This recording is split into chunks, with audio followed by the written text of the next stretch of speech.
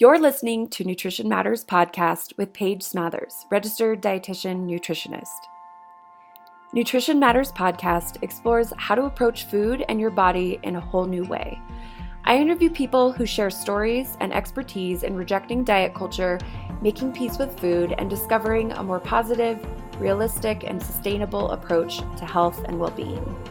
I'm Paige Smathers, registered dietitian nutritionist, and owner of Positive Nutrition, an in-person nutrition therapy practice in Salt Lake City, Utah.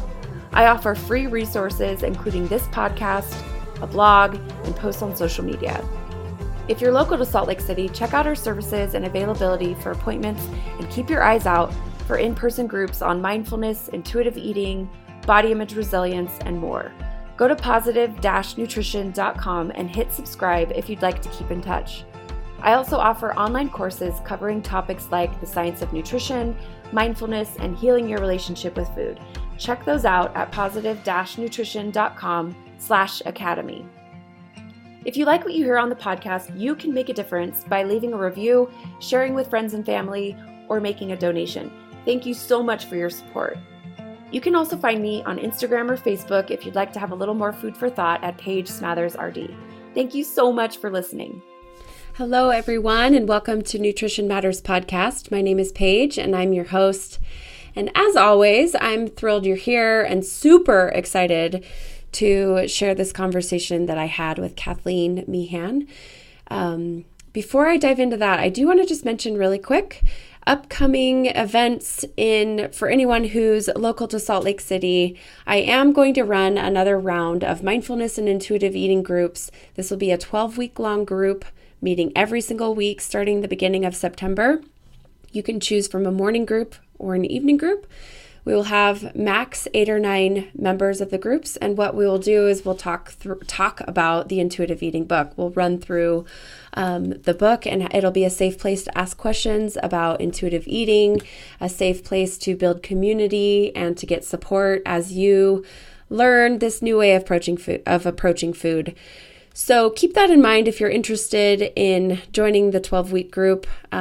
Fill out the interest form on the website. That's positive-nutrition.com/groups. And I would love to see you there. The evening group is filling up quickly. The morning group, there are still, I think, 5 or 6 spots. So get on that soon if you would. And with that, let's get into talking about Kathleen, introducing her, and then also explaining to you what we're doing here with the podcast. So Kathleen Meehan is a Houston-based dietitian and certified intuitive eating counselor with a virtual private practice. She specializes in intuitive eating and weight-inclusive approach to help clients develop skills to trust their internal cues and wisdom. She partners with clients to help them rediscover the pleasure and satisfaction of food while exploring body image concerns and unhelpful beliefs about food and eating. Outside of counseling, Kathleen enjoys a good book, spending time in the outdoors, especially in Vermont, and exploring new restaurants with friends and family. So Kathleen joined me for this podcast episode to talk about a topic that both of us have not really seen people talk about before, and this is the topic of giving support and ideas and resources and tips for those who consider themselves to be support people for people who are struggling with food and body image concerns. So we titled this podcast episode, "Is It My Fault? Tips and Resources for People Who Love Someone Struggling with Food." So the idea is we're exploring, what is it like to be a support person? What is it like to hold and carry possible guilt or wondering if you're doing a good job at supporting someone while also maybe doing your own work to try to kind of challenge some of your own internalized beliefs around food and bodies. And so we're hoping that this podcast episode can be a safe place to send to family members or siblings or parents or friends or spouses who might not understand your struggle with food. If you are the one who's struggling with food and body image, I do recommend that you listen to this because we also talk directly to you in understanding what it's like to be a support person as well. So we're excited to share this with you. We're excited to provide some tips and resources for support people. And with that, let's get started. Hey, Kathleen, welcome to Nutrition Matters Podcast. Hey, Paige. Thanks for having me. You're so welcome. So, Kathleen, take a minute and talk about who you are and what you do. So I am a registered dietitian and certified intuitive eating counselor. I haven't been a dietitian for that long in the grand scheme of things. I'm entering into my 6th year soon, so I'm still fresh and still learning. But I have a virtual private practice, and I get to work with people, interested in healing their relationship with food and moving away from chronic dieting and disordered eating, and really just kind of feeling more comfortable in their abilities to trust their bodies rather than all that external noise that we know is out there. So that really fills my cup, that one-on-one work with folks. I also consult and work for a corporate wellness company, which has been quite the endeavor because it's not a weight inclusive or weight neutral company. And I originally got the job sort of out of necessity. I had moved, and it was the job I got. And then I heard on a podcast from Evelyn Tribole, she mentioned that, we really need kind of people in the trenches of the weight centric world trying to make change there. And so I felt like that almost gave me permission to continue to do the work that I do. And it made me feel a lot better about it. I won't lie about that. Because it's really challenging work, and it's exhausting at times to kind of be the constant, naysayer. Like, I feel like I'm constantly raising my hand and encouraging people to read this research and look at that research. But it's also very rewarding because I feel like I've planted so many seeds, and many of my colleagues have one who's now learning about intuitive eating and becoming a counselor. So we can see the ripples of change. So if there's anyone listening who's also working in a weight-centric environment, I know how hard it is. And I feel like if you have the energy to keep fighting that fight right now, we definitely need people in those roles. If we're all sort of in these weight-inclusive private practices, that's great, but we might be able to make some bigger change if we can stick it out in the weight-centric world a little bit too. That's so beautiful. I love that. Oh, well, thank you. I think about it a lot, and every time I think about, moving on, I'm like, but then what? Yeah. Then who will help these people and be kind of, the person that says, have you ever considered a different way? And sort of opening their eyes to that. I feel like it's really, really amazing when you find someone who's ready to hear that message. And the last thing they expected was someone who would share it. Yeah. That makes me think of an experience I had this week too, that hopefully it's okay to share.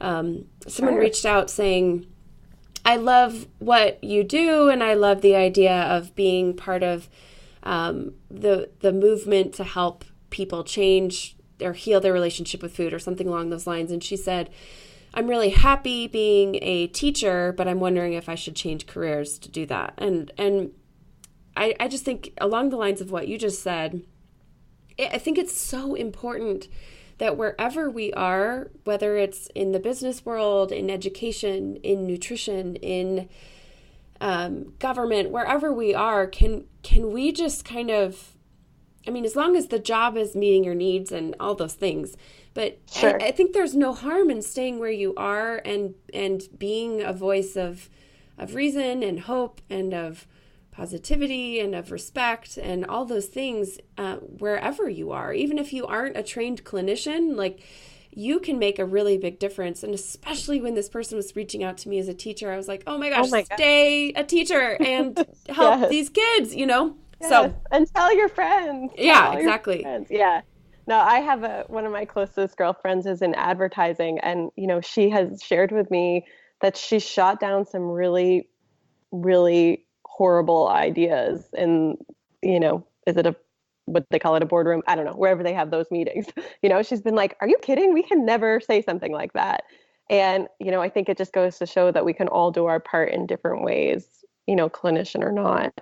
Yeah. And, in many ways, I think you can almost make more of a difference as just a person in regular life who encounters these conversations and the way, this rhetoric, because I think when I come across this stuff socially or in my personal life, I think people kind of automatically maybe know what I do for work, and maybe they kind of, I don't know. I think there's just a different dynamic when it's just two people kind of saying like, hey, what diet are you on? And for you to be like, I'm actually just trying to like honor my body and kind of let it be what it is and try to take great care of it.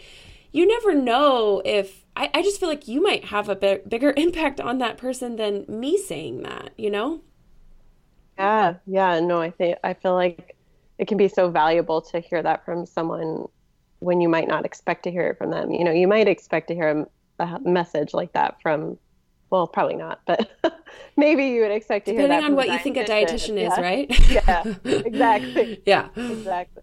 Yeah. Okay. Awesome. So great. That's so cool to know that you are in the trenches doing the good, hard work. That must be tough at times. Yes. No, I have to lean very heavily into self-care, and there are times when I think, oh, this week I'm done. I'm Yeah. done with it. But then I always am like, no, I have the energy right now. I have, the privilege. I can do what I can do to kind of fight this, and it's hard, but someone has to try. So certainly I'm not the only person doing that, but every time I feel like I need to quit, I just take a step back and watch TV, and then, ready to go again. And what TV show really makes the balance for you? Oh, you know what? Just kidding. So it goes to show, I couldn't even really tell you right off the top of my head. Okay. We're watching a show about Boston right now. Nice. Called City on a Hill, because I'm from Boston. Oh. And yeah, and, bet. well, sort of. I'm sort of from Boston. I moved to Texas from Boston. So it's nostalgic to, see our old little playground there. Yeah, definitely. I love watching shows about like where I've lived. It's always way more interesting. You're like, oh yeah, I know that place. Yeah, yeah. That's where we got those burritos. Totally. Okay, so Kathleen and I wanted to kind of have a conversation about an element of a struggle with an eating disorder or with disordered eating or body image issues that, Kathleen and I have both sort of agreed we don't see a lot of conversations happening around this, or a lot of dialogue or discourse taking place around this issue. So it's always a little weird and scary to kind of be, I mean, maybe we aren't the first, but be some of the first folks kind of opening up and talking about this stuff in a public way, when maybe there isn't already an established, like, yes, this is the way we talk about it kind of thing. So we both recognize this is a little bit of uncharted territory, but at the same time, we really feel that this arena, this area within eating disorder recovery is really lacking in resources.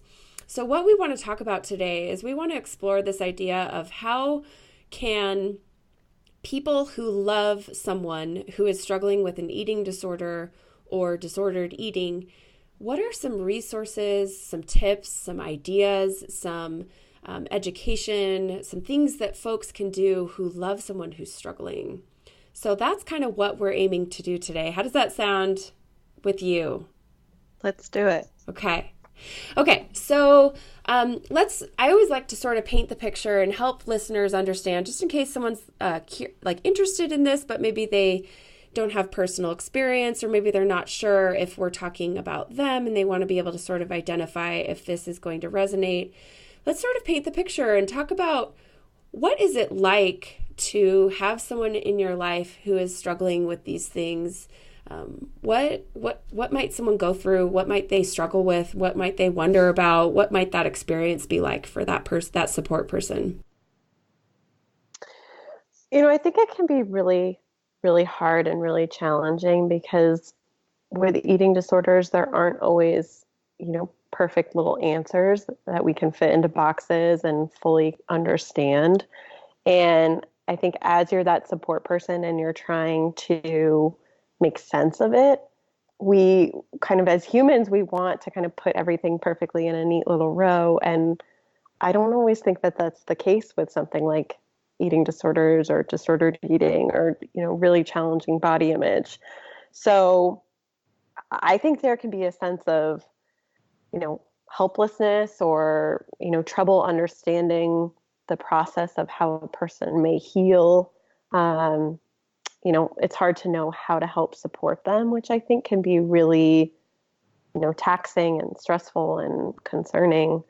And I also think there's an element of guilt sometimes where, maybe you're feeling like you're wondering to what degree you are, or you may have played a role, or is there anything that you could have said or done differently? I think that there can be a lot of regret. And those are all really challenging emotions to have. Oh my goodness. Yes, you said that so well. So yeah, that's what comes up for me. I think ultimately part of what's so tough about supporting someone who's struggling is your own sense of, oh no, did I do something wrong? Especially if we're talking like parent-child. I see that dynamic a lot. Like, especially like mother-daughter. Let's just say that, oh no, I have always struggled with my body image and I've maybe said some things I'm not proud of about food or about my body. And look, now I have this daughter who is struggling. Is it my fault? That can be really tough to grapple with. I think so. I think there's really an element of wondering what you could have done differently or what you should have done as part of an earlier intervention or noticing something. And, I think we'll probably talk about this a little bit more, but it just reminds me of how important it is to keep coming back to that self-compassion, because it will be so much harder to sort of try and navigate this with that perspective in mind. Yeah. For those questions. Yeah. Some other things that come to mind for me as far as painting the picture of what someone might be struggling with or going through who is a support person is this idea of sometimes you just love them so much and you want them to get better and you want them to be happy and you want them to live life to the fullest, that sometimes it can be really tricky to navigate your own boundaries or wondering like, am I getting too involved or am I not involved enough or am I supporting them enough or am I, do I need to like leave them alone or do I need to ask questions or do I need to not say this or should I say that? And it can feel really confusing and scary to navigate all those questions. Yeah. Yeah. I think it's so much to process and it's hard to exactly know. And the way that I like to think of it is that you are on the team. You are an important member of the team and kind of helping the person you love get better. But you can kind of relieve yourself of some of the pressure to get everything exactly right because you're not that member on the team that is the doctor or the dietitian or the therapist or whomever it may be. You're the parent, you're the loved one, and the pressure to always say the exact right thing, I think, is probably exhausting. Yeah. So what I think we should do, Kathleen, I think we should outline a couple more kind of ideas of what someone or ways someone might struggle or reasons why being a support person might be tough. And then we should go back through that list and sort of talk about some ideas of what they could do to deal with guilt or deal with this idea of am I too involved or am I not involved enough or whatever else we come up with. Does that sound like a good plan as far as how to structure? Yeah. Okay. Sure. Here's another thing that comes up for me when I think about what's so tough about being a support person is the fact that recovery from an eating disorder and or disordered eating body image issues is inherently extremely countercultural, right? So it is so much for the person to wrap their own head around to understand, oh, I can trust my body. Oh, I need to honor my body's cues, and oh, I don't need to try to manipulate, and oh, weight loss and health aren't the same thing, and all this stuff that the person who's struggling is going through it is incredibly difficult for that person to then convey that to people in their life because they're still learning about what all of this means. So as a support person, I think it's important to recognize that part of what's so tough for you is you then are faced with this challenge of kind of grappling with your own beliefs and your own core kind of values and beliefs around food and eating and body image, which might bring a lot up for you as a person as well. What are your thoughts about that? That's actually one of the main things I was thinking about as well, because I think that you almost have to do your own work as well, which may not be something that you necessarily are in a place where you would have addressed it on your own. I think sometimes it can come to a head if you have a child or a family member or a friend really struggling, and then you start to learn about what you need to do to support them. It also requires taking a look at your own relationship to food and body and how you sort of manage those thoughts and feelings. And I think you're exactly right. Like, we are all swimming in it. And so I would say arguably there are very few people that are exempt from the beliefs of our culture. So almost everyone has to address these beliefs themselves. And that can be really hard, especially if you're not, fully there yet. But I think sometimes wanting to support other people can be the catalyst for your own healing. Yeah, for sure. I love that. Is there anything else that comes up for you as far as painting a picture of why being a support person is a really tough thing?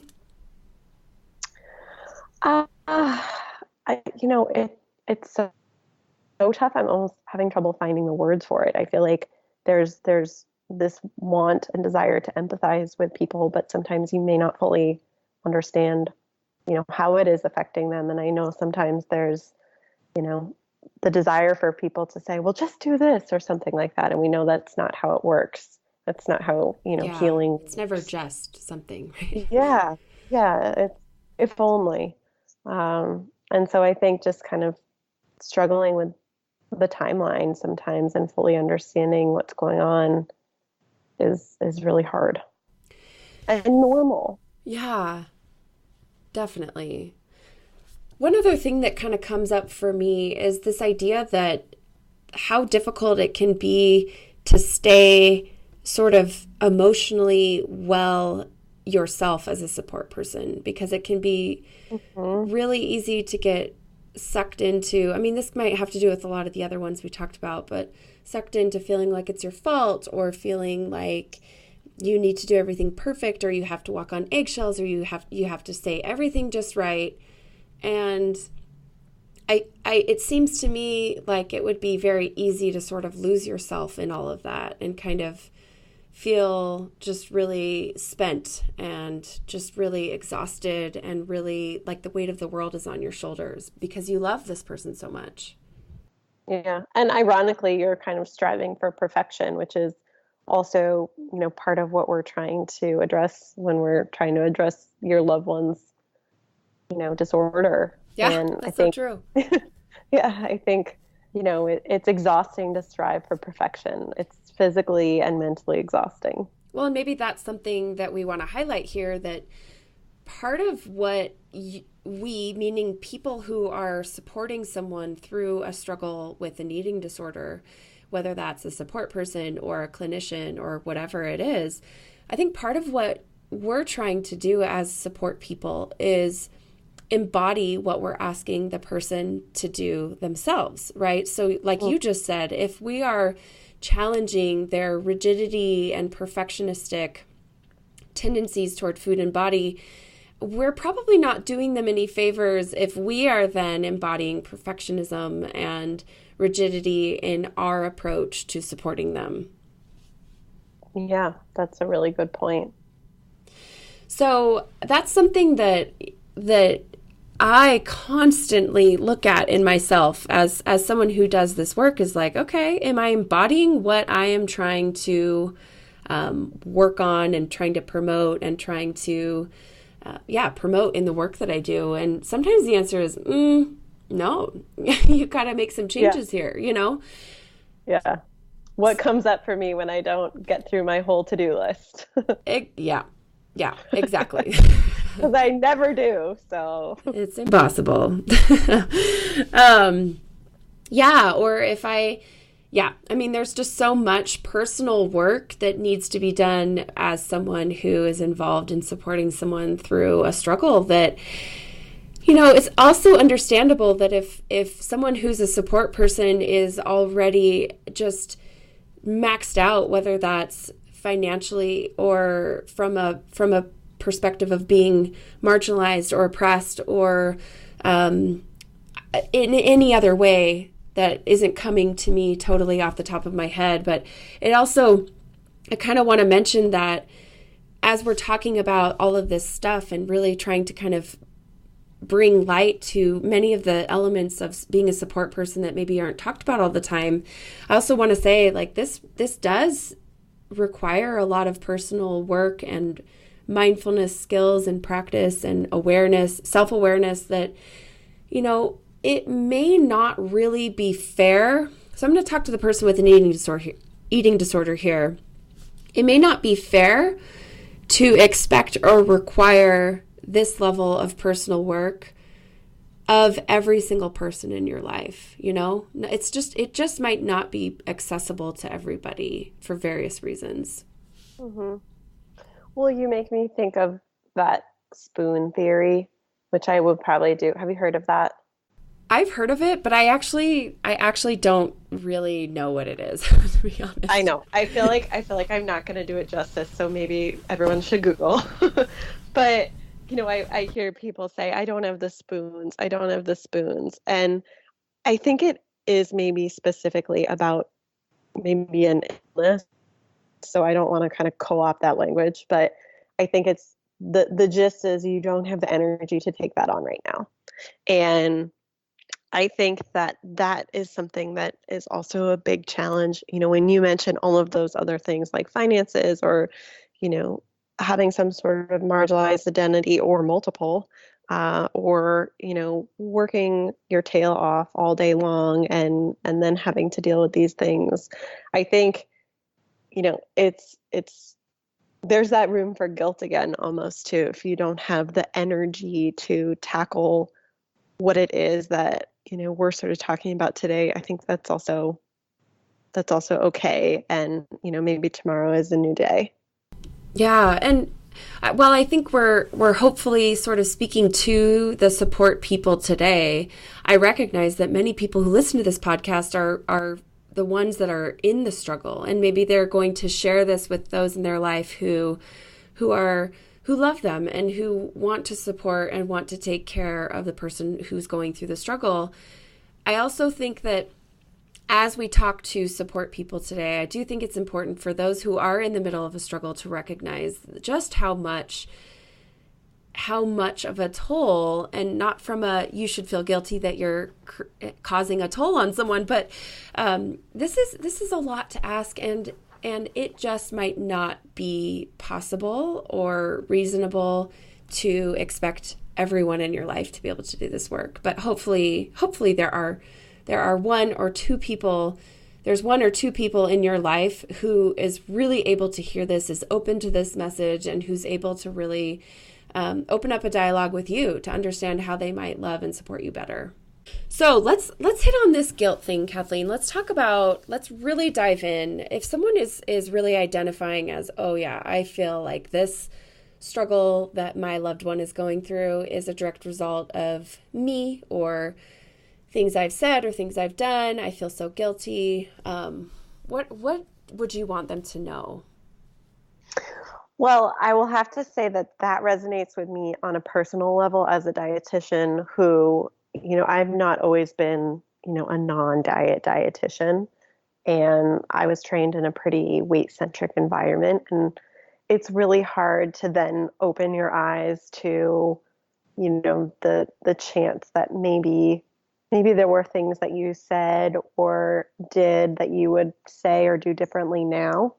And I think about the Maya Angelou quote that's, when you know better, do better. And I think, and I don't think that's exactly it, but that's the gist of it.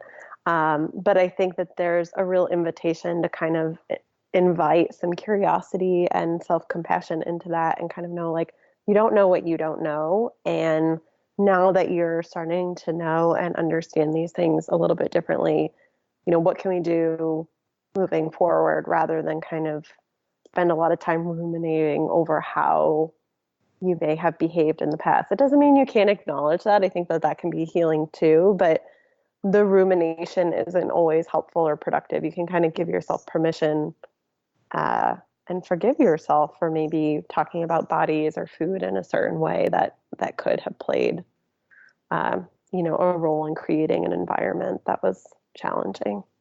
Yeah. And I think it's important to know too that the research about eating disorders and about how these things come on, it is never one factor. Mm-hmm. It is never one thing.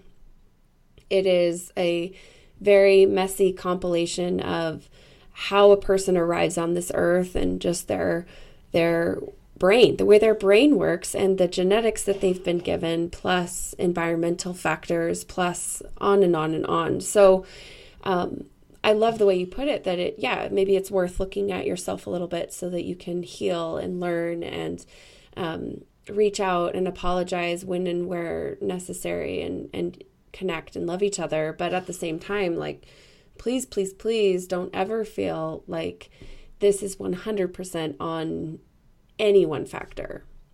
Yeah, I think that's a really important point to make because it's not true. It's not, it's one of those, everything we think isn't necessarily a fact, and it's not a fact. It's not what the research shows. So I think even acknowledging that can be, can play a role in kind of releasing some of that guilt.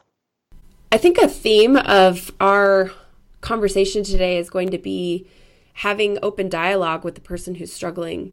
Because, you and I can sit here and say, okay, think about this and maybe try that. And here's a tip.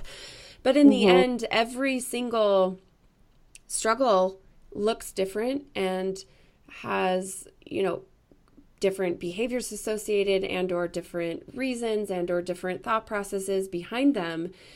So we can give ideas here, but I think ultimately what I want to encourage is I want you to have as open of dialogue and honest conversations with the person in your life who you love and who you want to support. Have those conversations. Say, look, I feel guilty.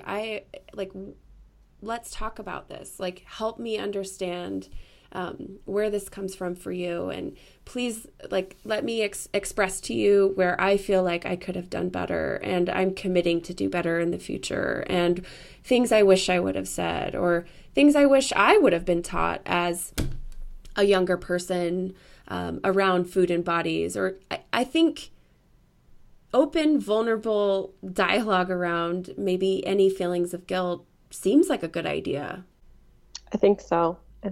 I think that it's healing to kind of shine light on that stuff and talk about our vulnerabilities. Yeah, me too.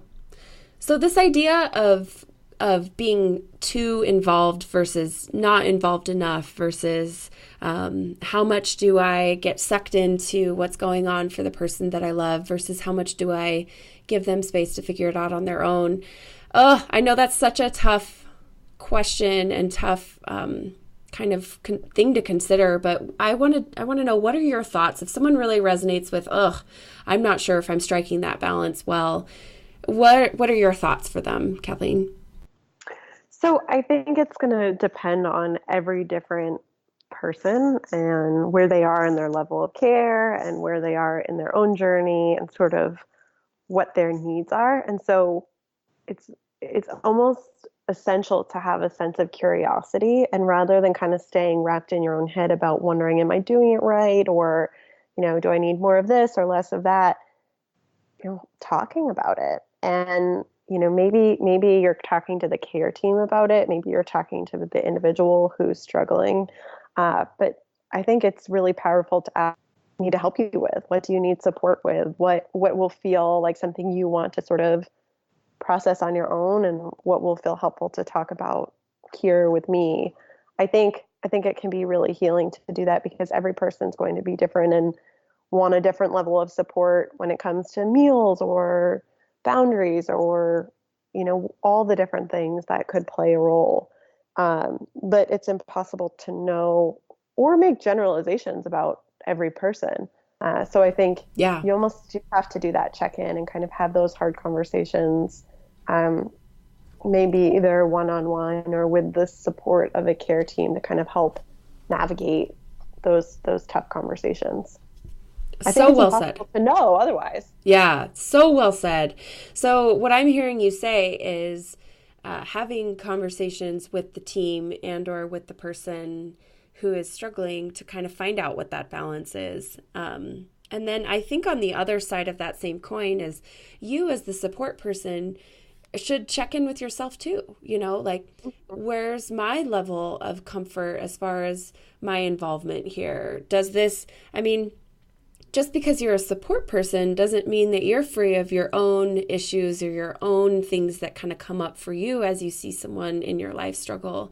So while I believe in the power of friends and family and supporting a loved one through a struggle, I also really want to encourage you as a support person to look at your own well-being and your own involvement and value that as you find the balance that's right for you and the person that you love.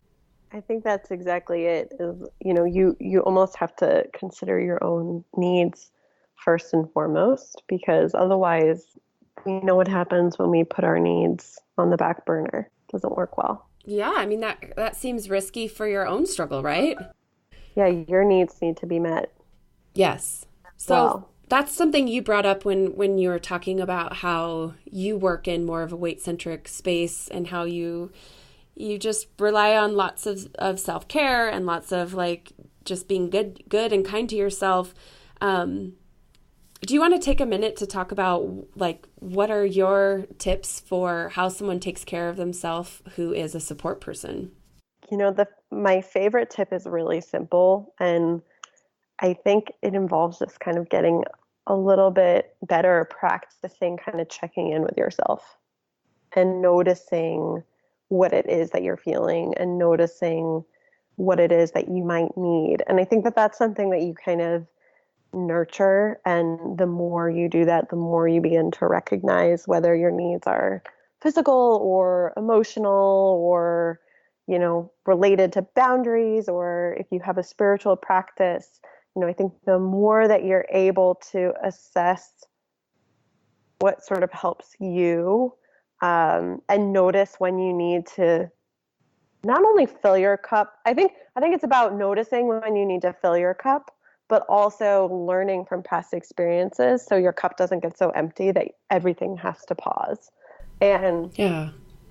again, easier said than done, and it takes so much practice, and it takes giving yourself permission to ask for help if it means that you step away from your desk or some of the responsibilities in your home. Those are sticky things to navigate, but so valuable because it is really almost the foundation of how we take care of ourselves. Yeah, and then how we take care of others in our life too, right? Yeah. So this whole conversation would be meaningless if we didn't mention that right there. What you just said is so beautiful. Like, you need to make sure that you as the support person are fed and you sleep and you rest and you move your body in a way that feels good for you, and you stay well in terms of like how you care for yourself, and ultimately that helps you show up for the person that you love and care about so much better than if you just completely lose yourself and stop taking care of yourself in the process of trying to help someone through a struggle. And I think it can be really easy, especially I think about, and this is probably a generalization, but women and moms, like I think it can be really easy to sort of put others' needs before your own. And especially if that's something that you haven't had a lot of practice, pushing back against, it takes a lot of time. But even that, I think you can be gentle with yourself about and just do little things, like the little practice of like, what's one nice thing that I can do for myself And I don't mean bubble baths and I don't mean manicures, even though those may be the things that you want to do. But kind of, like the simplest form of self-care that I love is clean sheets. There's something about getting into clean sheets that just, you know, makes you feel so good. And how can you find that simple act of self-care? And clean sheets isn't always that simple because you have to do the laundry and you have to make your bed and all of that. But what is like the simplest thing that you can do? Maybe that's where you start if it feels overwhelming. Yeah, that's such a good point. Oh, you said that so well. Okay, do you want to move on to the concept of recovery being a very countercultural act? Would that be okay with you? Yes. Okay. That's great. All right, so do you mind just taking a minute and sort of painting the picture as to why this is countercultural and why a support person might be like confused about the recovery process and kind of like not totally on board or a little skeptical? Just kind of paint that picture for us. I think that we live in this culture right now that really emphasizes weight and other aspects of health as being extremely important in the overall, an individual's health and well-being.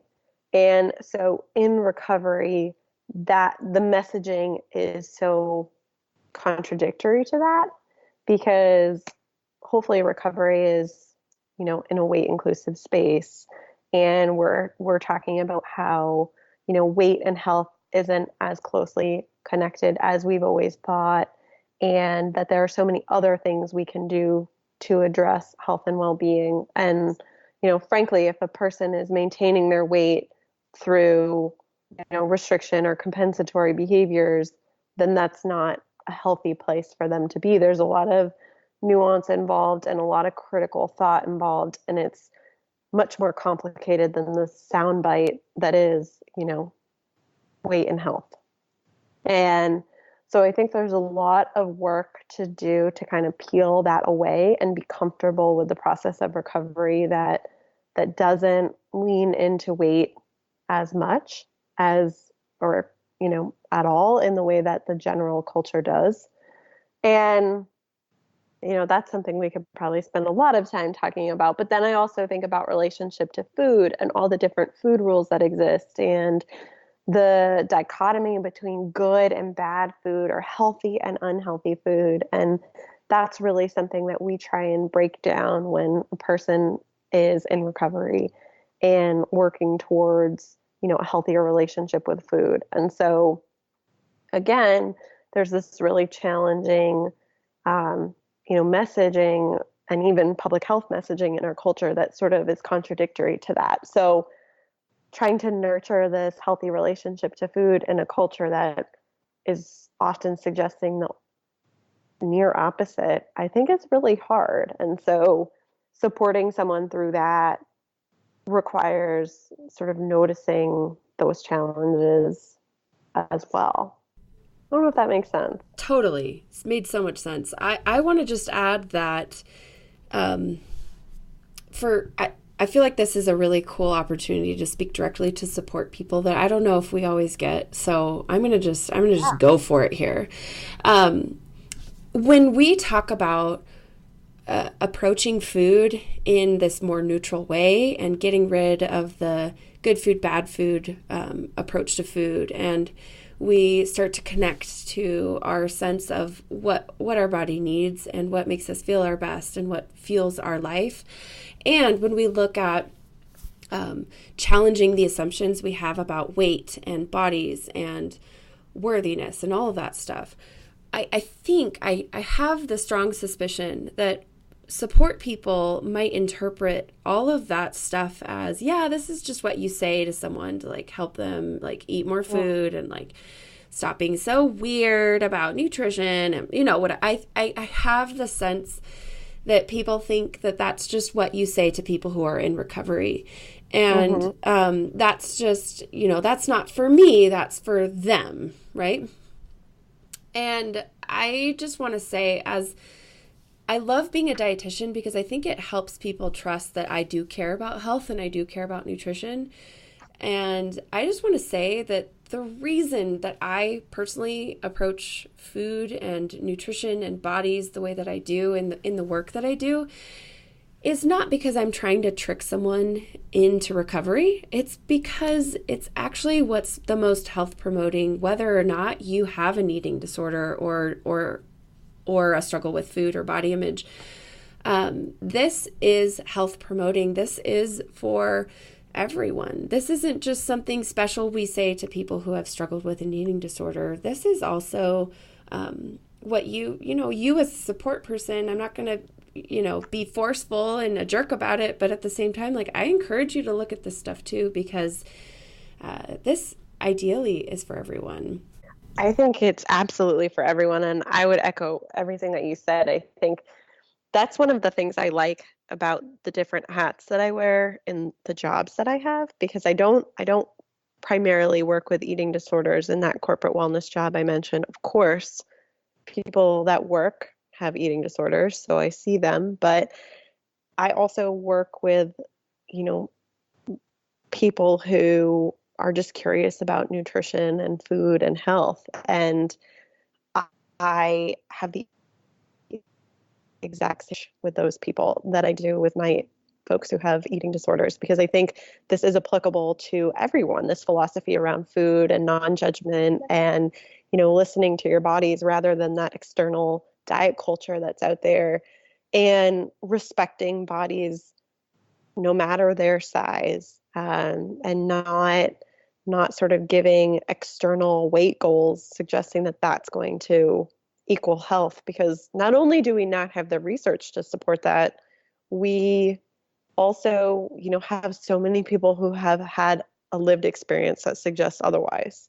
So I think sometimes there's this suggestion that this, whatever you want to call it, whether it's a non-diet approach or intuitive eating, is only for people with disordered experiences. And I would argue that that's absolutely not true. In fact, it's the best way to prevent disordered eating amongst everybody.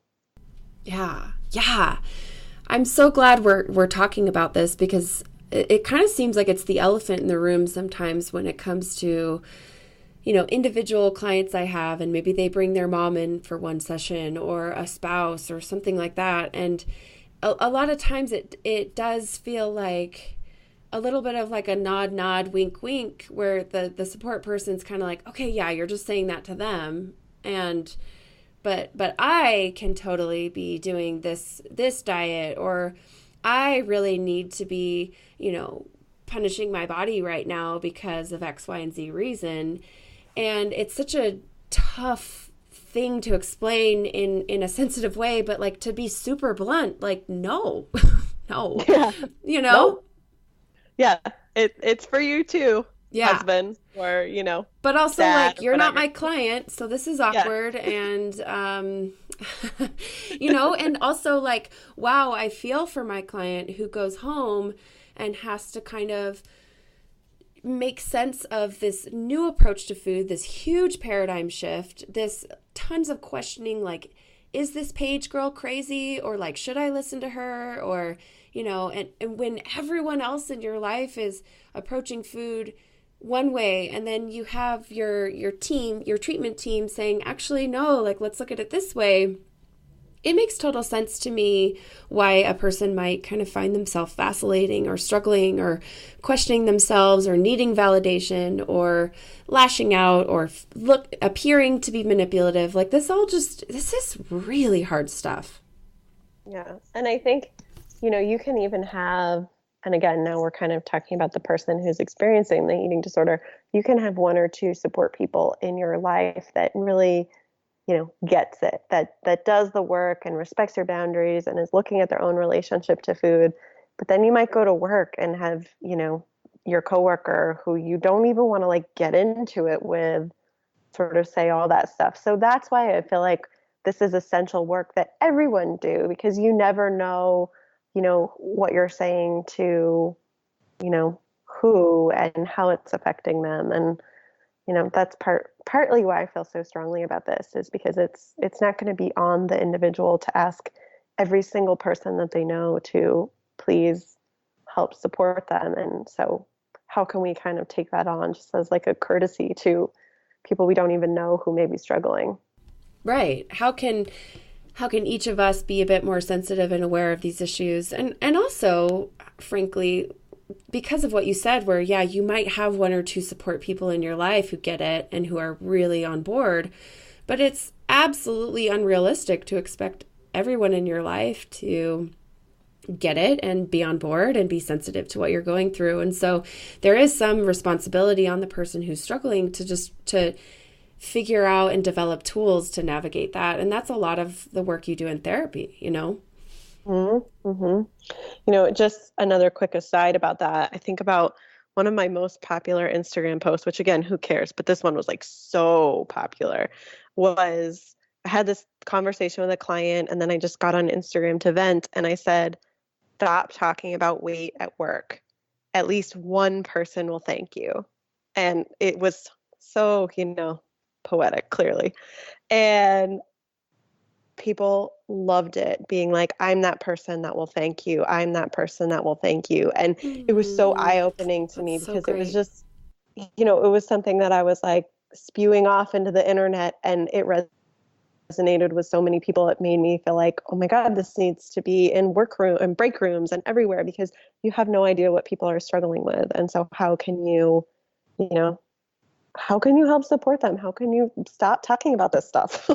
Yeah, and along those lines, it just, whether or not you're a support person for, a really close loved one or just a human who's trying to learn about this stuff, if the one thing you take from our conversation is just to talk about something other than what you're eating and what diet you're on and numbers and weight, if you can find other topics to engage with people in your life about, like you are doing literally countless people that you will probably never even know, you are doing them a favor.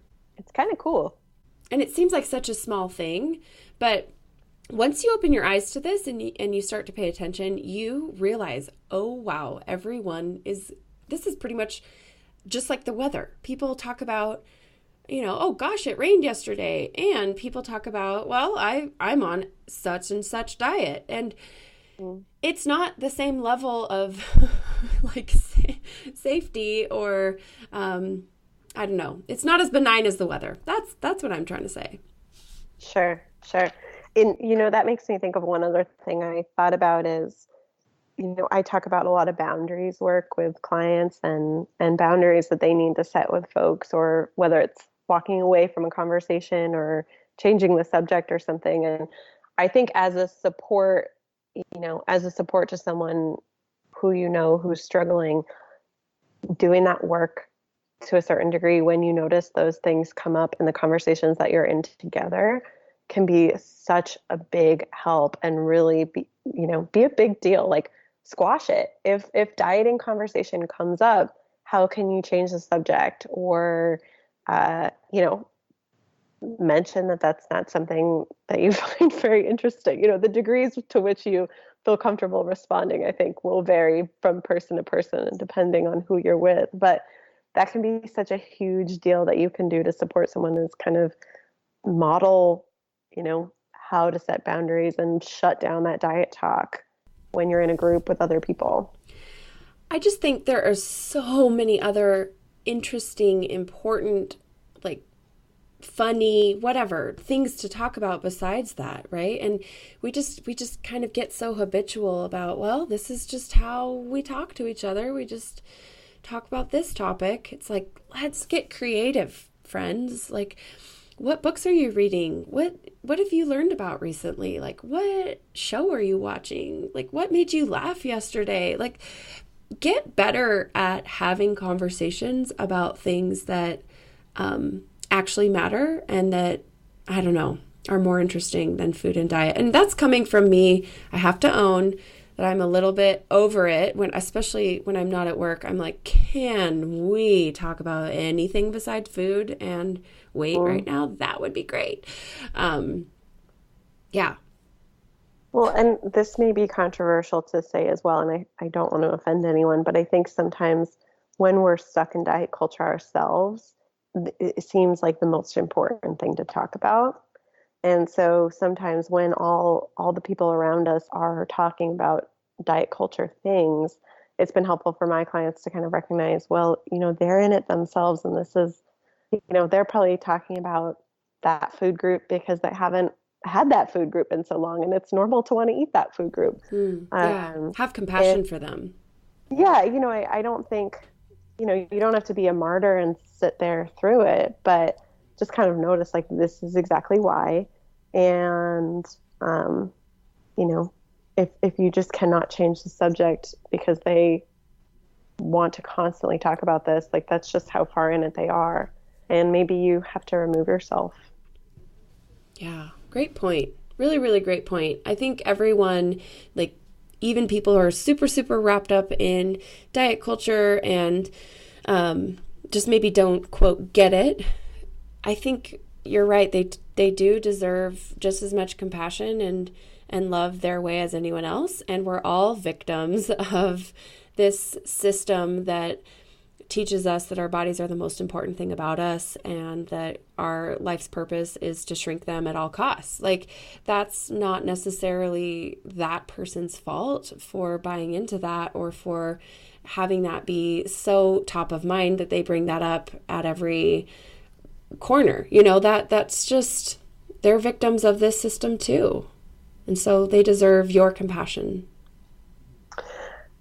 But I think it does go to show that collectively we can probably have a big impact if we all sort of start doing little things to change the subject, or, planting seeds, or even something as simple as like sharing a post on Instagram that says your weight is not your worth or something like that. I feel like that seems so surface level, but it's that seed planting again. And, seeds grow into really cool things. Yes, I love that. Okay, what else have we not covered that you want to be sure to get to today under this umbrella of tips and resources for support people? I think it can be helpful to bone bubble, and maybe it's some reading or listening to some, I still call them books on tape, but I know it's Audible now or whatever. uh, but learning a little bit more about this, and that's one of the biggest recommendations I have for clients in general is how can you build your bubble, whether it's on Instagram or, unfollowing people that aren't helpful or aren't supportive, or, reading books. Like there are so many books to learn from folks who have a lived experience and different stories, and even like the TV show Shrill with Lindy the book was written by Lindy West. I think she consulted on the show, but Yeah. Different ways to kind of learn about the lived experience and kind of open your eyes. I think that can be really, a great way to begin to support the person in your life and maybe support your own healing too. That's such a great point. And there are different formats to learn, like you mentioned, some that might be a little more like gentle and easy to digest, and then you can kind of progress and move toward, things that require a bit more of an open mind, and you're going to find things that resonate and don't, and you're going to wrestle with all this stuff. But as you do, just remember that's what the person that you love is also wrestling with. And so even though it's not comfortable and not fun, it actually helps you support them better because you have some context, some understanding of like, yeah, this stuff is really hard to wrap your head around. What do you think about this concept? Or did you listen to that podcast episode? Or have you read this book? What do you think about that? As you wrestle with it, it actually adds to your ability to support them. So it's not a bad thing. Mm-hmm. Mm-hmm. And I think, again, that self-compassion, kind of reminding yourself that you don't need to have all the answers. You don't have to put that pressure on yourself. And maybe it's helpful to get your own support, like we mentioned, like whether it's individual therapy or, having these messages reinforced by going to sessions with your person. Or, even NIDA has a lot of resources for parents and friends. And, I think it can be helpful to know that you're not alone in being worried about someone.